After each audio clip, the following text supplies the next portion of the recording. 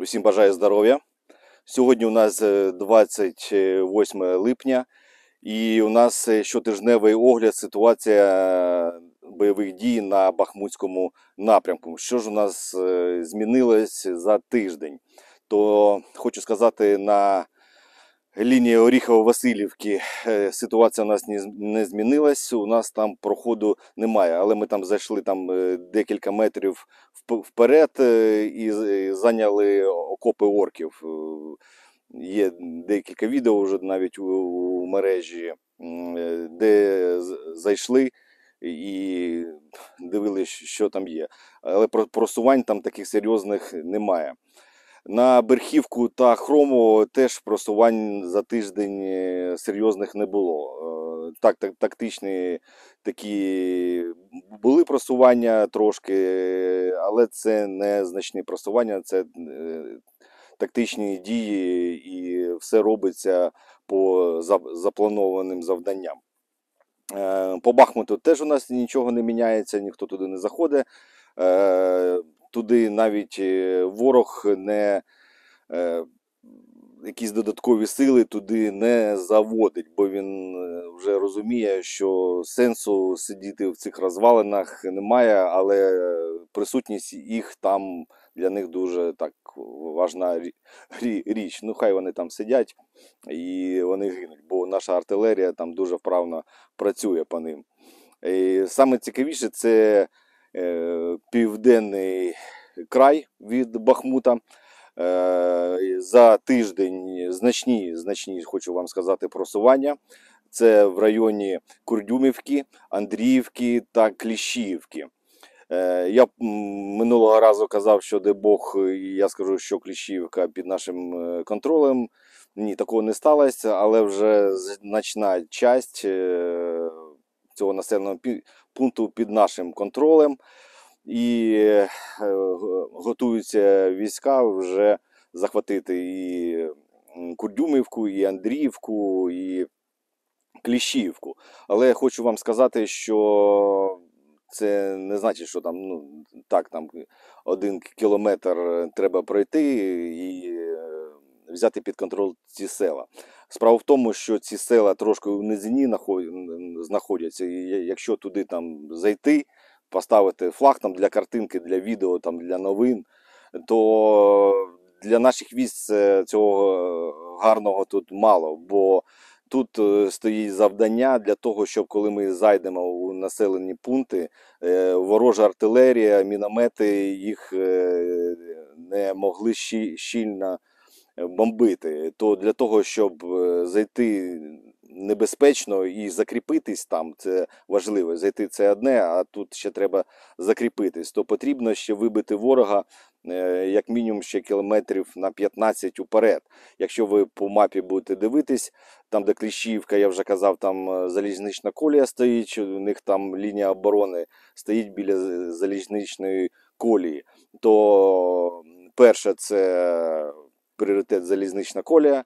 Друга, за залізничною колією у них стоїть дуже багато артилерії, РСЗВ, гради, смерчі, там усе. Там просто засінено, там район Зайцево, там у кожній посадці вони стоять.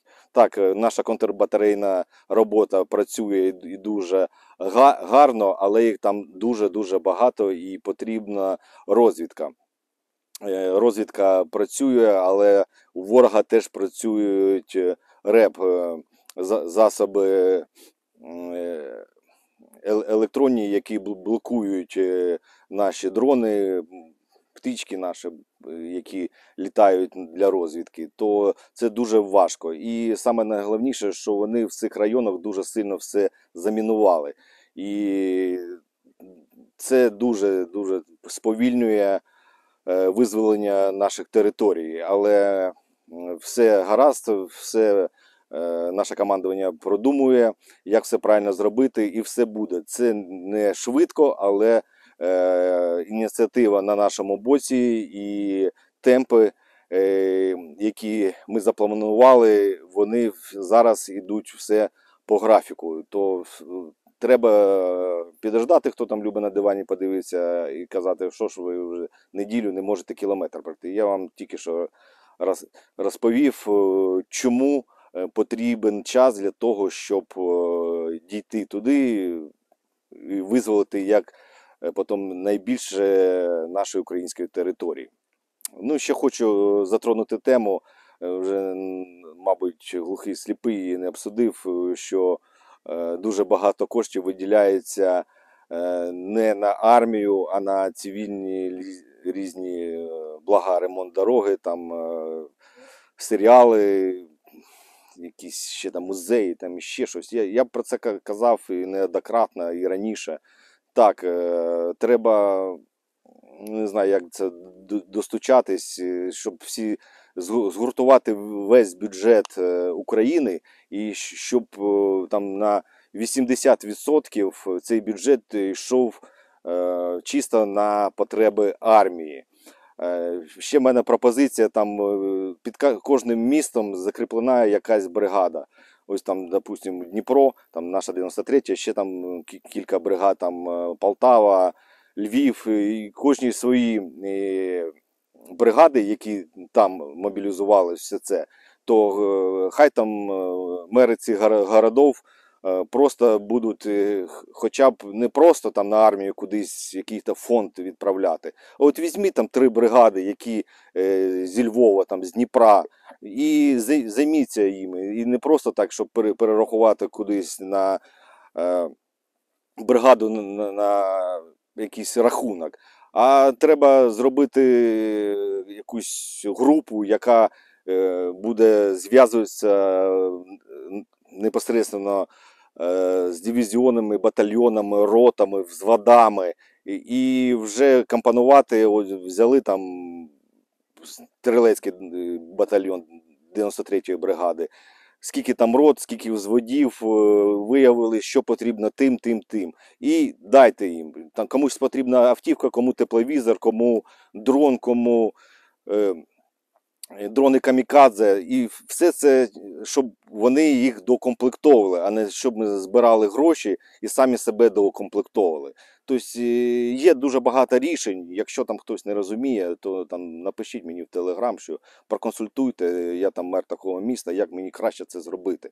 Я вам підскажу, як це зробити, бо я вам хочу сказати, є такий вислів: якщо напали на вашу домівку, то хата не білиться, вона захищається. І ми обов'язково повинні всі разом захищати свою землю, що приведе до перемоги. Бо ми не переможні. Слава Україні, слава ЗСУ, а Путін – гандон.